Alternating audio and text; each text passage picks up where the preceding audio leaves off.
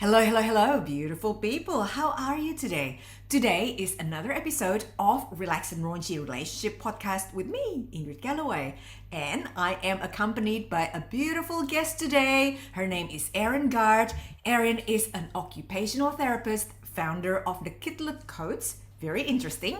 A health advocate, a travel lover, and adventure chaser. Love that. She is a sports fan and a creative. She is the queen of big dreams and wild adventures. Oh my God, we can get along really well together, Erin. And she is finding it hard to say no and always, try to do it all. Oh dear, sounds like a mum to me.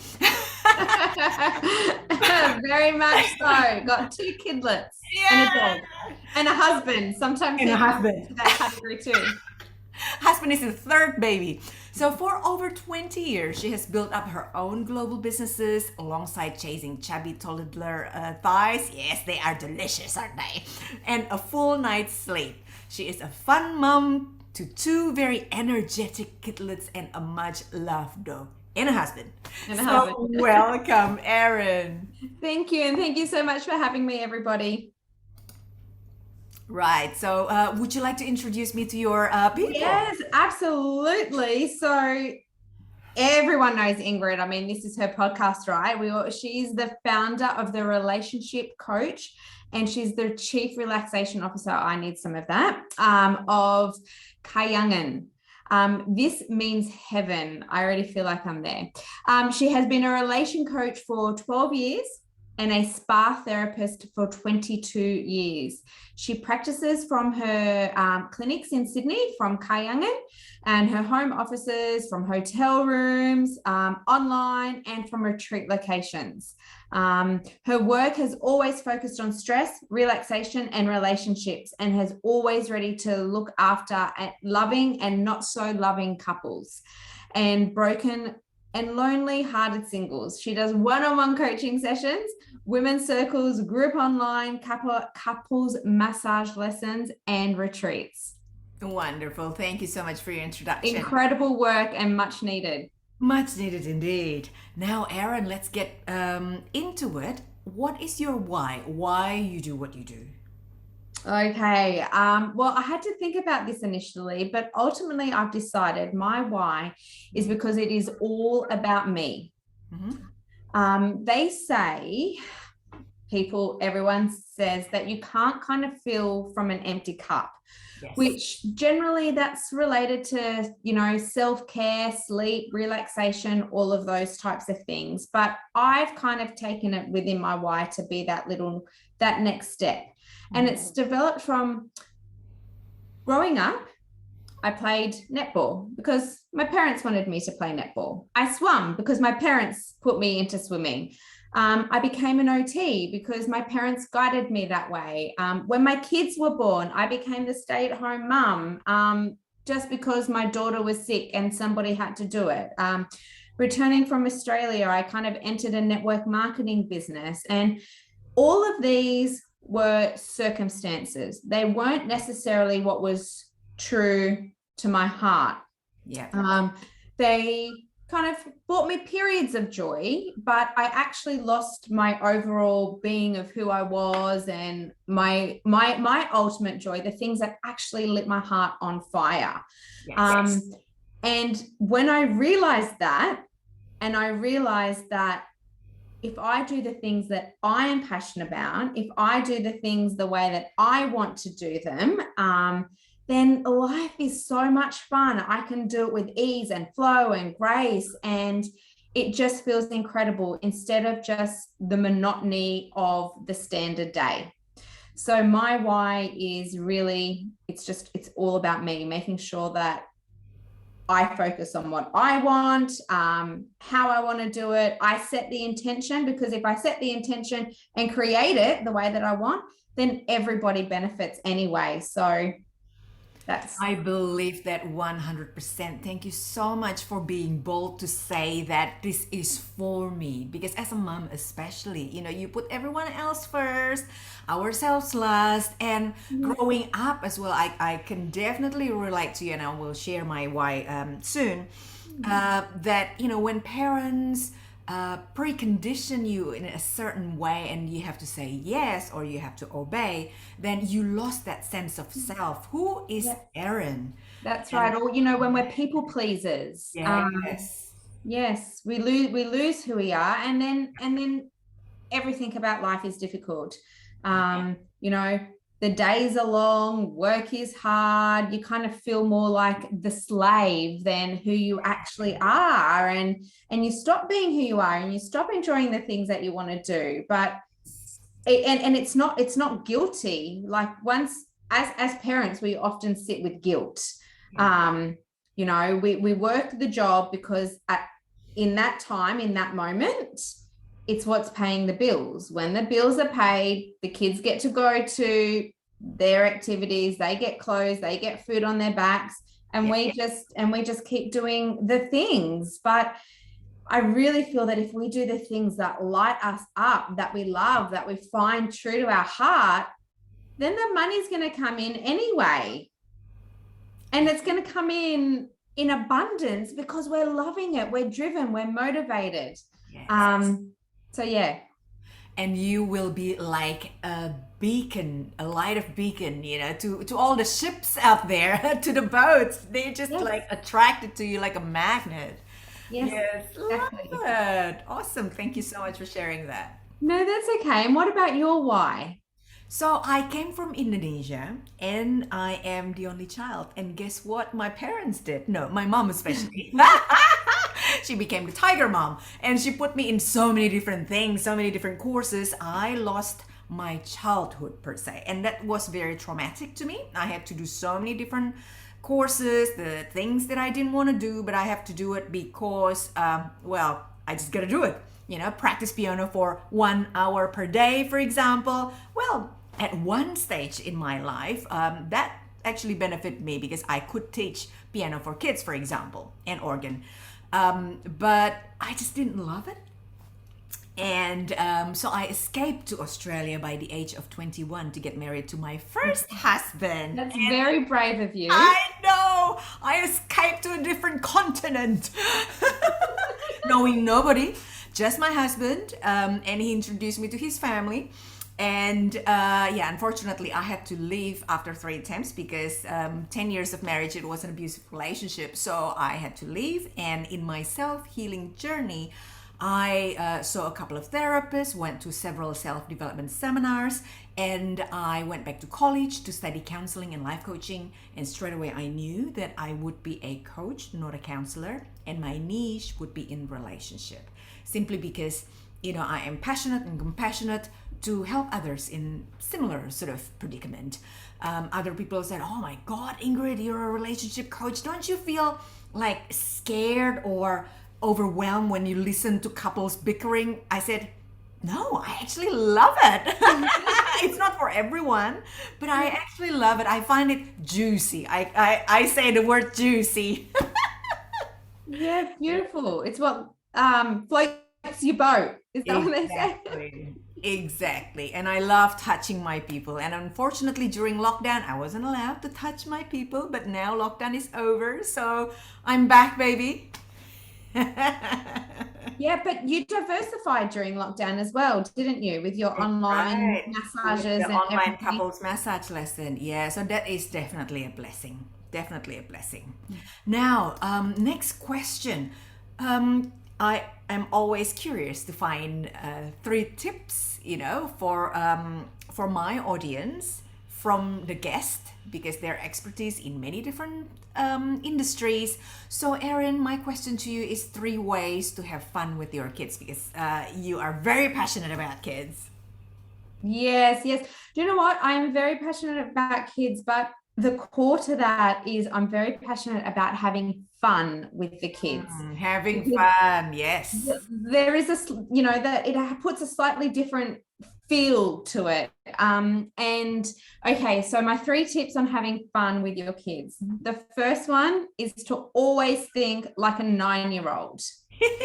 I have a 9-year-old son, Yep. and he does things so much differently to me. But if I put my head in his head, Yeah. then the fun just comes, because 9-year-old boys don't care about consequences.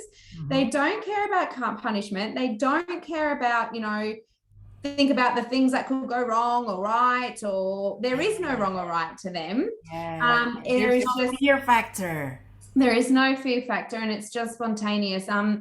An example that I've got is in relation to this is I decided that I was going to run a marathon, because remembering that it's all about me, and I've always wanted to run a marathon. I tried for 10 years, Yep. but kids got in the way. That, like, looking after kids with training, I lived in England at the time. We didn't have any family to be able to look after the kids, so that always stopped me. And then injuries stopped me, and then miscarriage stopped me, and all of those types of things. But once I realized that this is about me, I decided to run. So running was quite a serious thing. 42.2 kilometers, big deal. I had my watch. I was worried about pace, time, distance, all the things. And then my son came for a run with me. And Wow. he would run and he would jump and touch the signs. If there was poles scattered, he would run and swerve and go between them. And if there was a log, he would jump over it. And I'm like, oh my God, that's so much better than being focused on the time, the pace, the distance, the speed. Yeah. And it's just about having fun. So I decided that on my run day, I was Yeah. going to think like a 9-year-old. So every kilometer I celebrated. Can Awesome. I show you how? Yeah. I went, woo, woo, woo, woo, woo, woo. And I would jump, and I didn't care who was around me. I didn't care where I was within Yes. the course, within the track, within my pace. It was just about having fun and celebrating. And I found that people were clapping and cheering me on the way. And, that inspired me and motivated me more. And that literally, so everything that I do from that Yep. one lesson Yeah. is to always think like a 9-year-old boy, because they bring the fun. Awesome. Yeah. Amazing. Tip number 2 is to be present. Now, there is a difference between being present and being present. We can take our kids to the park to get the guilt, to take away the guilt. We've been working so much, we haven't spent time with them, so let's go to the park. But then what happens when you go to the park? You think that you're present, but you might be pushing on the swings and having your phone in your hand.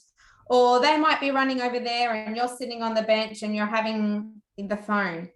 To Guilty. Me too, right? But how much more fun is it to get on the swing next to them? Yeah. How much more fun is it to, if there's a double slide, to race them down one side?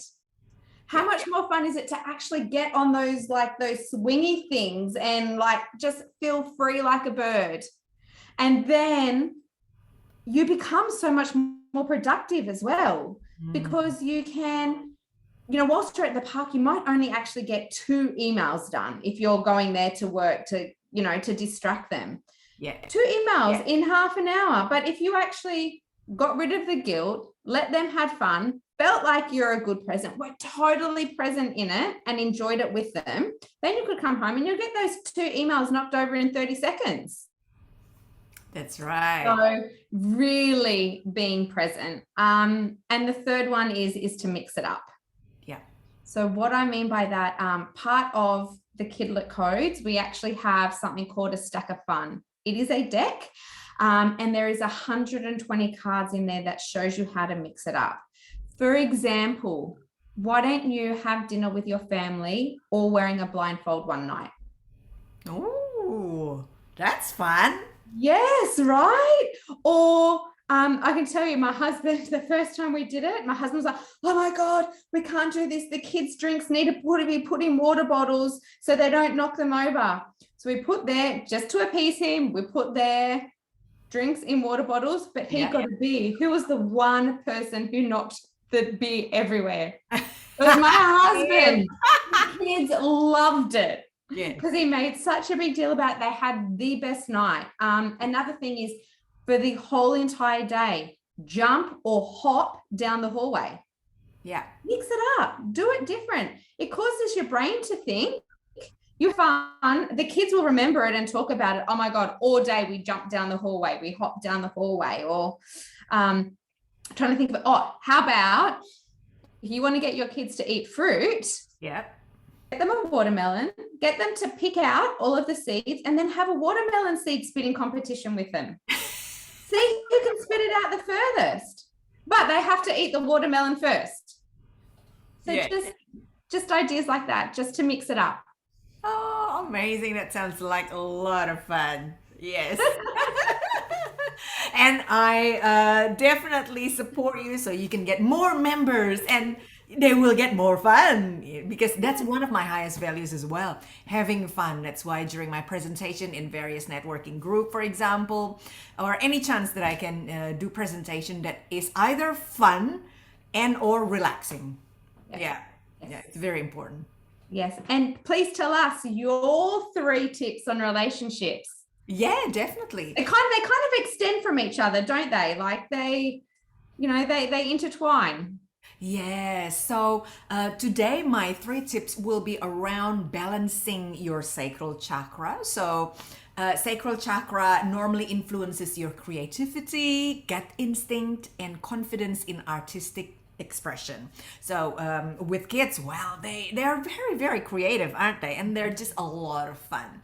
So, this one typically when you are not balanced, you feel a lack of desire or passion. You know, you're feeling out of touch with your creativity. And if you're overactive, unbalanced, but in an overactive way, you may be experiencing compulsive behaviors and also overindulging. So I love connecting with couples, obviously, and sometimes they just don't have fun. They don't allow pleasure to come in our life. And, you know, we need to be creative, especially when you are together for a long period of time. You need to be creative in finding new things. Just like you and your game, you know, your kids' game, you know, you need to think sometimes spontaneously and bring more pleasure in life. And keyword is allowing pleasure coming into your life. Now, 3 tips on how to rebalance that.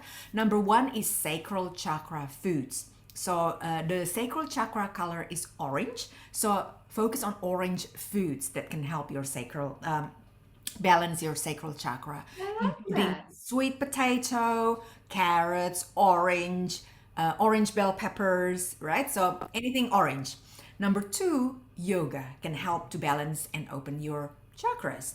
Now, the best poses for this particular chakra, including the open angle, frog, pigeon, and goddess poses. I feel like I'm on a demonstration. Sorry, I can't demonstrate here, but you can Google it. Google solve everything. almost everything. So you can Google or YouTube this particular poses, right? That can help you, and then you can practice them daily or maybe every second day. Number 3 will be meditation for sacral chakra. Now, with meditation, we want to focus on rebalancing the emotion, but also being present, as you mentioned earlier, being really present. You sit with your spine back straight, relax and breathe deeply, and focus your attention on your sacral chakra, which is in between the genitals and your belly button. So that's the area, and its color orange for 3 to 5 minutes. So, and you say, I love my body, I love myself, I welcome pleasure into my life. So say something like that, right? Kind of like a mantra you can say during your meditation, or if you don't want to say anything, that's fine. Just sit back and relax and envision the orange color. That's fine. Now, when you have manifested a balanced sacral chakra, you will be able to experience life to its fullest, to truly create and enjoy intimate relationship, and have stimulated imagination and creativity. So those are my 3 tips. That is incredible. I didn't know anything about that. So that is amazing. Thank you. And I have to say, I sat there with my spine straight. I closed my eyes. I did a big, deep breath, saw the orange, and I already felt better. Ah, awesome. That's great. Yes. See, rebalancing ourselves don't have to be a chore or be so difficult. Sometimes simple things, simple steps you can do in your everyday life. Right. So In quick moments too. Everyday life, quick moments. that's right. That's right. Yeah, Seize the opportunity, especially when you're a busy mom. yeah, exactly. So, people, we come to the fun part of the podcast, which is guessing our true and false statements. Now, Erin said to me that I buy coffee to smell, not to drink. A bit weird. Number two, I accidentally mixed up human beef jerky once with my dog's duck jerky treat and I ate it. I think I'm going to guess number one is correct. Yes, it is. Great job. I love the smell of coffee. It almost gives me that a deep breath of coffee gives me exactly the same relaxation that I just felt when I did that orange positioning. Yeah. Yeah. And I walk around with it. I hold it in my hand. It's the feeling that it's there. It's the warmth that it gives me. It's the deep breathing of smelling in something that I love.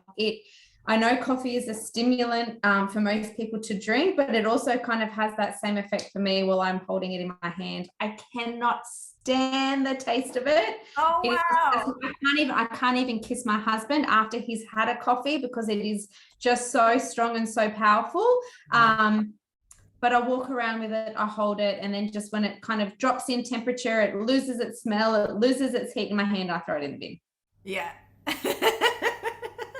That's okay. One time I practiced in this particular clinic, right? And it's kind of like a joint co-working sort of space, but we each got our own room. And with my massage, aromatherapy scent is just wafting everywhere. And then the guy next door said, "Oh, Ingrid, me and a couple of other ladies there, we said that, oh my God, the smell is wonderful, but we can't concentrate. We're too relaxed." His thing is, "Oh, Ingrid, with your smell, beautiful, they're beautiful. We're just too relaxed, how can we fix it?" And then I gave each of them a bag of organza bag filled with coffee beans. So the coffee beans actually will neutralize any kind of smell that you will have anywhere. So there you go. That your story remind me of that story. Yes, no, it drives my husband crazy. He thinks it's a waste of money, but for me, it's worth every cent of the $4. I don't care. Well, it's your aromatherapy. Who am I to judge? Exactly. But all right, let's go with your true or false. Now, I know you sent them to me. So, Ingrid, you frantically cleaned the house of rats before a 7 a.m. networking meeting, or you frantically cleaned the house of maggots before the 7 a.m. networking meeting. Now, I don't know what's worse. They're both pretty gross. I have had a rat in my house before when we lived in England. There was rats everywhere there. So I'm going to go with that one. Okay, so you will be incorrect. Oh. So, people, you probably don't know that Erin and I go to a networking meeting together. It's online, right? And it's 7 a.m. And before that one time, my husband said, "Ingrid, have a look at this. 2 maggots on the floor." I said, "Oh, shit. All right, dustpan, clean." And then my daughter said, "Mommy, look behind you. Oh, more maggots." I said, "Double shit. Clean, clean, clean." And then she pointed to me, "Mommy, look over there. Mommy, look over there." And then my husband pulled up a rug and like 10, 20 maggots underneath a rug. And we had 4 rugs. So, oh my God, that morning I was frantically cleaning up all the downstairs. Luckily they're tiled, but we have a few rugs. And during my meeting, my 7 a.m. networking meeting, my husband found out the source of the maggots. I'm a bit scared to Blueberries. ask. Blueberries. So my little one opened a punnet of blueberries and she accidentally, lifted up and it went everywhere. Well, we salvage whatever that we can scoop. However, some of them escape underneath the fridge and behind the fridge. And here comes the flies. Like, ooh, food, yummy. Let me eat that and, release my maggots. So one day, the maggots just all over the house. Jeez. Oh my goodness. True story. I'm so grossed out by that. Also because they weren't just in one spot, that they was like spread out everywhere. Everywhere, especially underneath the rugs. And we had 4 of them. So yeah, that's my story. Oh no, that's disgusting. So last question, Erin. What do you do to either relax or add raunchiness into your relationship? Well, I think they kind of go hand in hand. Surely raunchiness is quite relaxing at the same time, right? Vegan, quite relaxing, yes. And quite relaxing. Yeah, it can be. But ultimately, in life and in business and in relationships, I follow an intuitive practice. It was developed from a gentleman called William Whitecloud. It's a different way of goal setting. It's a different way of having a motivational board. You follow what you call a land of plenty. It's a bit like it's an experience. And from there, you come up with what we call end results. So I actually have an end result, a relationship end result with my husband. Do you want me to read it to you? Yeah. Okay. I choose the end result of having a fun and loving lifelong partnership with Damon, that's his name, that's full of spontaneity, exciting adventures, and enjoyable projects. So I remind myself of this. I've got it written down. It's just on the wall next to me. I keep it in my wallet, like all of my end results. They're all kept in certain places, but I remind myself of this one often. You then kind of think about the end result. You think about the current reality. Like some days are more like the current reality is, today was so stressful. Everyone's driving me about mad. Nobody put the cups away, but we have a roof over our head. So, just a shortened version of it. And then you kind of build this bridge. And you think about what your result is, where you are, and the steps that you need to take to get to your end result. And you get a whole bunch. It comes intuitively to you. You get a whole bunch of different things. Sometimes it is just, basic, like, let's just go out. We need a couple's dinner, or we just need a conversation, or I don't know. Sometimes it's a little bit more fun, like I've done an online couples massage course. We have had a picnic hanging off a cliff face, weekends away, just different things like that to just build connection between us, because once we have connection, we have fun. And then magic happens. And sometimes, depending, I lived in England for 10 years. We had no support over there. Our kids were born over there. Yeah. So when it came to building connection with my husband, it had to involve the kids. But if we weren't at home, if we were out and about, like chasing waterfalls, running through paddocks, or whatever it was, we were having fun. We were like carefree, stress-free. Then connection is just automatically built. Conversation is built, and it stems when you come back home. It stems when you go into the bedroom, or hey, you don't even have to go into the bedroom, but it is just, connection is just there. Yes. And that is I use the intuitive practice. I always follow my bridge. Yeah. And it's really just about that really. Oh, and reminding, amazing. Yes, and magic happens. and magic Yes. happens. Oh, lovely. Thank you so much for sharing your wisdom. I really, really love that. And so, people, we come to the end of the podcast. Thank you so much, Erin, for coming to this podcast and having fun with me. I hope you have fun too with us, people, right? I think I've been smiling the whole time. That means I've had fun. And Erin, if people want to ask more questions, and or join your kids membership, so how can they do that? Yeah, just reach out to me. Erin Garde on Facebook, Erin_Garde at Instagram. I'm in the process of changing the Kidlet Codes website. The Stack of Fun game that I mentioned is all about 2 weeks away from being ready for everybody. So I'm happy to offer everybody a 10% off the physical version, 20% off the online version, just as a thank you for listening and participating in this podcast with us.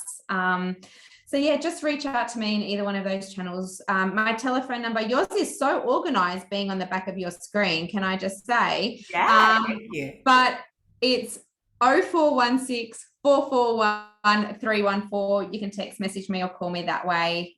Even just to ask any questions. It doesn't have to be just simply about purchasing. I'm here to help and here for everyone. So just reach out. Wonderful. Thank you.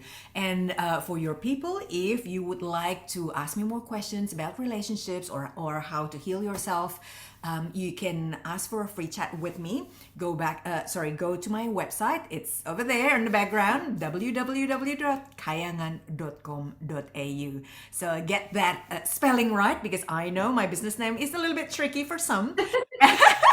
So you say it so beautifully. Thank you. So you can get a free chat with me. Now, if you liked this podcast, please go to my YouTube channel and like and subscribe. And I'm sure in the next week, we will have another guest talking about various things, life and relationship and having fun, sharing funny stories, and we continue having fun that way and supporting each other's business. This is why I started my podcast in the beginning, to support small business owners, support each other. Yay, win-win for everyone. And for you to have fun with us. So thank you so much again, Erin. Have a lovely week. Thank you. See you, everyone.